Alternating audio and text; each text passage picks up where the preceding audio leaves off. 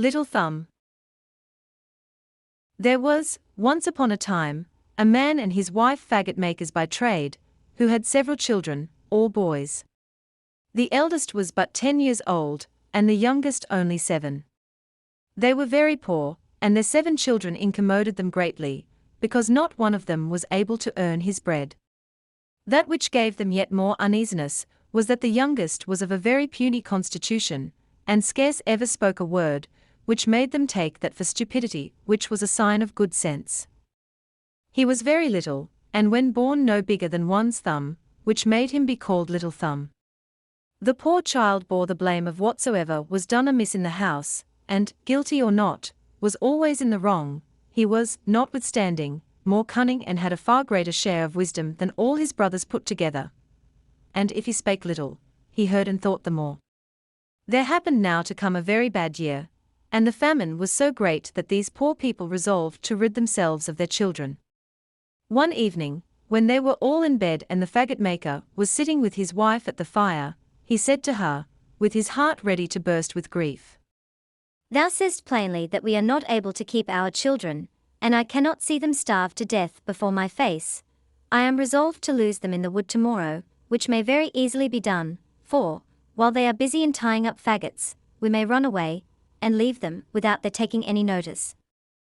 "Ah!" cried his wife. "And canst thou thyself have the heart to take thy children out along with thee on purpose to lose them?" In vain did her husband represent to her their extreme poverty. She would not consent to it. She was indeed poor, but she was their mother. However, having considered what a grief it would be to her to see them perish with hunger, she at last consented, and went to bed all in tears. Little Thumb heard every word that had been spoken, for observing, as he lay in his bed, that they were talking very busily, he got up softly, and hid himself under his father's stool, that he might hear what they said without being seen. He went to bed again, but did not sleep a wink all the rest of the night, thinking on what he had to do.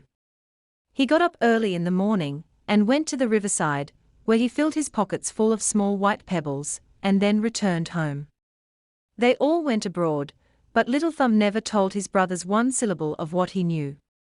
They went into a very thick forest, where they could not see one another at 10 paces distance. The faggot maker began to cut wood, and the children to gather up the sticks to make faggots. Their father and mother, seeing them busy at their work, got away from them insensibly, and ran away from them all at once, along a byway through the winding bushes. When the children saw they were left alone, they began to cry as loud as they could. Little Thumb let them cry on, knowing very well how to get home again, for, as he came, he took care to drop all along the way the little white pebbles he had in his pockets. Then he said to them, "Be not afraid, brothers, father and mother have left us here, but I will lead you home again, only follow me." They did so, and he brought them home by the very same way they came into the forest. They dared not go in, but sat themselves down at the door, listening to what their father and mother were saying. The very moment the faggot maker and his wife reached home, the lord of the manor sent them 10 crowns, which he had owed them a long while, and which they never expected. This gave them new life, for the poor people were almost famished.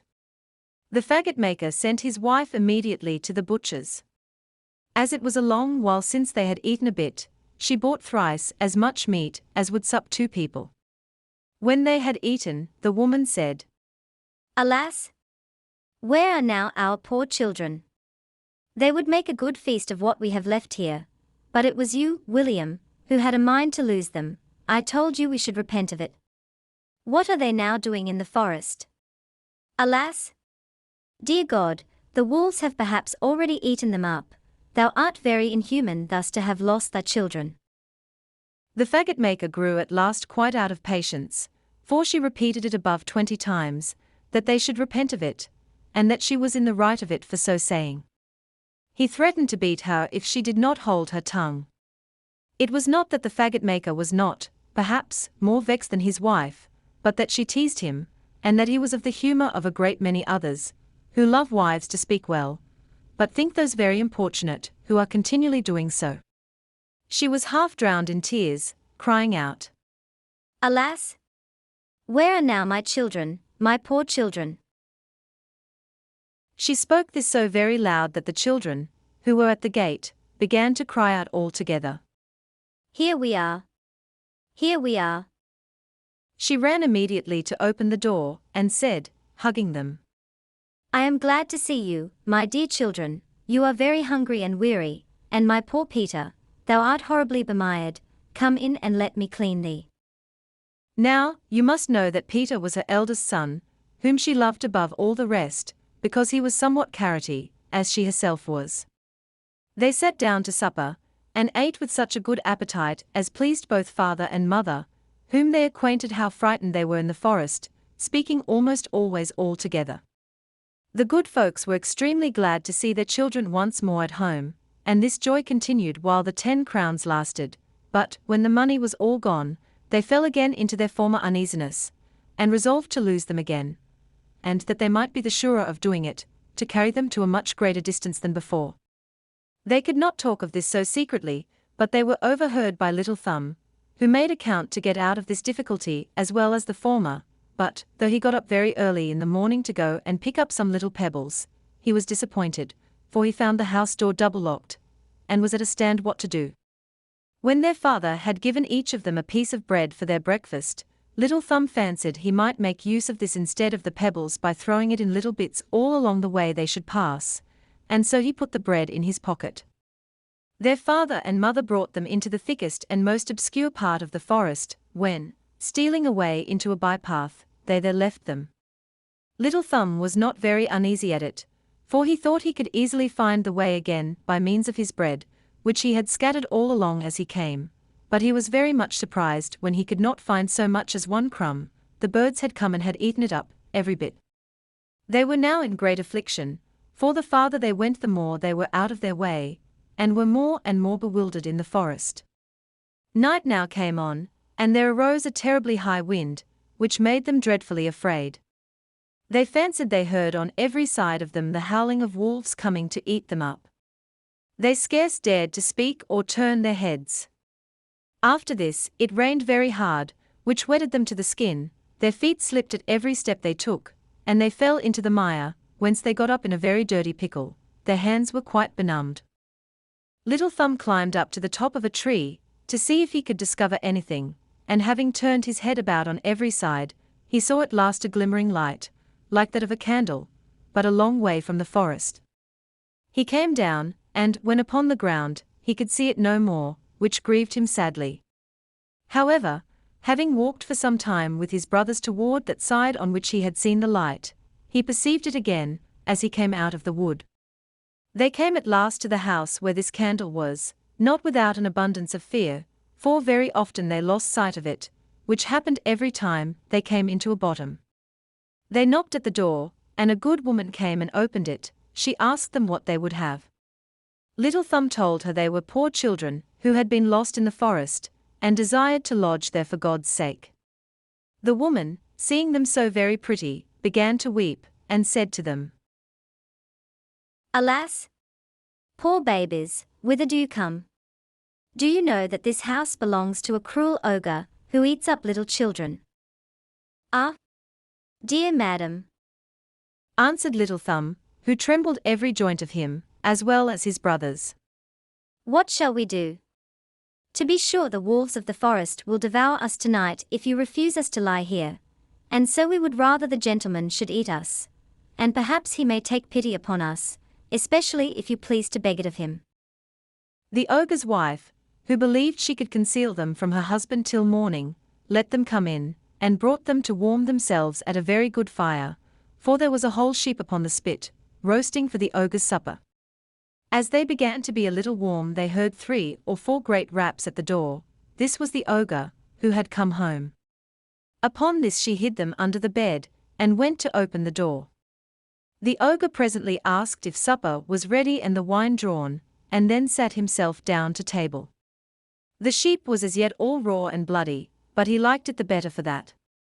He sniffed about to the right and left, saying, I smell fresh meat. What you smell so? Said his wife.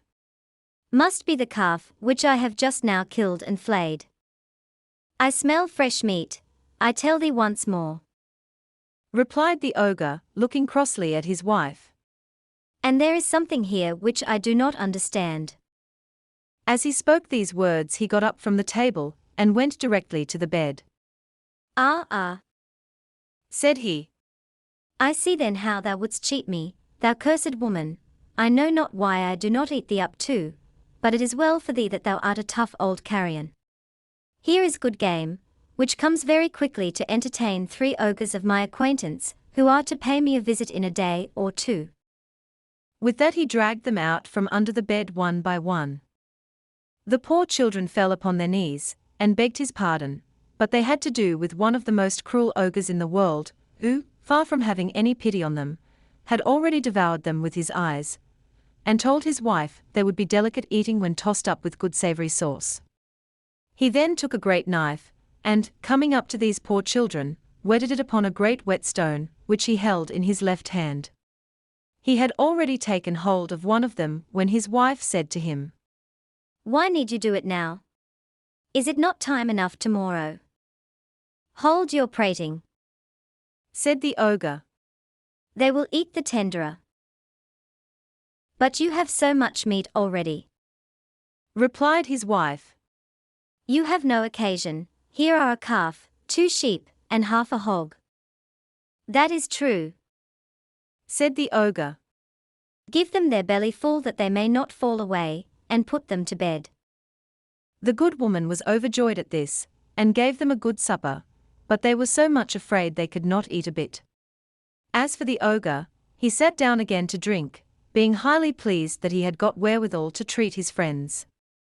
He drank a dozen glasses more than ordinary, which got up into his head and obliged him to go to bed. The ogre had 7 daughters, all little children, and these young ogresses had all of them very fine complexions, because they used to eat fresh meat like their father, but they had little grey eyes, quite round, hooked noses, and very long sharp teeth, standing at a good distance from each other. They were not as yet over and above mischievous, but they promised very fair for it, for they had already bitten little children, that they might suck their blood. They had been put to bed early, with every one a crown of gold upon her head. There was in the same chamber a bed of the like bigness, and it was into this bed the ogre's wife put the 7 little boys, after which she went to bed to her husband. Little Thumb, who had observed that the ogre's daughters had crowns of gold upon their heads, and was afraid lest the ogre should repent his not killing them, got up about midnight, and taking his brother's bonnets and his own, went very softly and put them upon the heads of the 7 little ogresses, after having taken off their crowns of gold, which he put upon his own head and his brother's, that the ogre might take them for his daughters, and his daughters for the little boys, whom he wanted to kill. All this succeeded according to his desire, for, the ogre waking about midnight, and sorry that he deferred to do that till morning which he might have done overnight, threw himself hastily out of bed, and taking his great knife, Let us see, said he, how our little rogues do, and not make 2 jobs of the matter. He then went up, groping all the way, into his daughter's chamber, and, coming to the bed where the little boys lay, and who were every soul of them fast asleep, except Little Thumb, who was terribly afraid when he found the ogre fumbling about his head, as he had done about his brothers, the ogre, feeling the golden crowns, said, I should have made a fine piece of work of it, truly. I find I drank too much last night. Then he went to the bed where the girls lay, and, having found the boys' little bonnets, Ah, said he, my merry lads, are you there? Let us work as we ought. And saying these words, without more ado, he cut the throats of all his 7 daughters. Well pleased with what he had done, he went to bed again to his wife. So soon as Little Thumb heard the ogre snore, he waked his brothers, and bade them all put on their clothes presently and follow him. They stole down softly into the garden, and got over the wall. They kept running about all night, and trembled all the while, without knowing which way they went. The ogre, when he awoke, said to his wife, Go upstairs and dress those young rascals who came here last night. The wife was very much surprised at this goodness of her husband, not dreaming after what manner she should dress them, but, thinking that he had ordered her to go and put on their clothes, she went up, and was strangely astonished when she perceived her 7 daughters killed, and weltering in their blood. She fainted away, for this is the first expedient almost all women find in such cases. The ogre, fearing his wife would be too long in doing what he had ordered, went up himself to help her. He was no less amazed than his wife at this frightful spectacle. "Ah! What have I done?" cried he. "The wretches shall pay for it, and that instantly." He threw a pitcher of water upon his wife's face, and, having brought her to herself, said, "Give me quickly my boots of 7 leagues, that I may go and catch them." He went out, and, having run over a vast deal of ground, both on this side and that, he came at last into the very road where the poor children were, and not above 100 paces from their father's house. They espied the ogre, who went at one step from mountain to mountain, and over rivers as easily as the narrowest kennels. Little Thumb, seeing a hollow rock near the place where they were, made his brothers hide themselves in it, and crowded into it himself, minding always what would become of the ogre.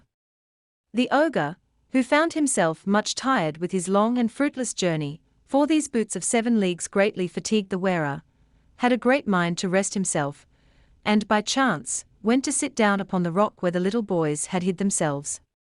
As it was impossible he could be more weary than he was, he fell asleep, and after reposing himself some time, began to snore so frightfully that the poor children were no less afraid of him than when he held up his great knife, and was going to cut their throats. Little Thumb was not so much frightened as his brothers, and told them that they should run away immediately toward home, while the ogre was asleep so soundly, and that they should not be in any pain about him. They took his advice, and got home presently. Little Thumb came up to the ogre, pulled off his boots gently and put them on his own legs. The boots were very long and large, but, as they were fairies, they had the gift of becoming big and little, according to the legs of those who wore them, so that they fitted his feet and legs as well as if they had been made on purpose for him. He went immediately to the ogre's house, where he saw his wife crying bitterly for the loss of the ogre's murdered daughters. "Your husband," said Little Thumb, "is in very great danger, being taken by a gang of thieves, who have sworn to kill him if he does not give them all his gold and silver." The very moment they held their daggers at his throat he perceived me, and desired me to come and tell you the condition he is in, and that you should give me whatsoever he has of value, without retaining any one thing, for otherwise they will kill him without mercy. And as his case is very pressing, he desired me to make use, you see I have them on, of his boots, that I might make the more haste and to show you that I do not impose upon you. The good woman, being sadly frightened, gave him all she had, for this ogre was a very good husband, though he used to eat up little children. Little Thumb, having thus got all the ogre's money, came home to his father's house, where he was received with abundance of joy.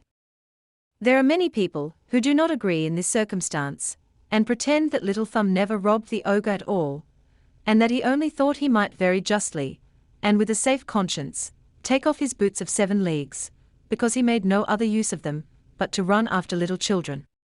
These folks affirm that they are very well assured of this, and the more as having drunk and eaten often at the faggot maker's house. They aver that when Little Thumb had taken off the ogre's boots he went to court, where he was informed that they were very much in pain about a certain army, which was 200 leagues off, and the success of a battle. He went, say they, to the king, and told him that, if he desired it, he would bring him news from the army before night. The king promised him a great sum of money upon that condition. Little Thumb was as good as his word, and returned that very same night with the news, and this first expedition causing him to be known, he got whatever he pleased, for the king paid him very well for carrying his orders to the army. After having for some time carried on the business of a messenger, and gained thereby great wealth, he went home to his father, where it was impossible to express the joy they were all in at his return. He made the whole family very easy, bought places for his father and brothers, and by that means, settled them very handsomely in the world, and in the meantime,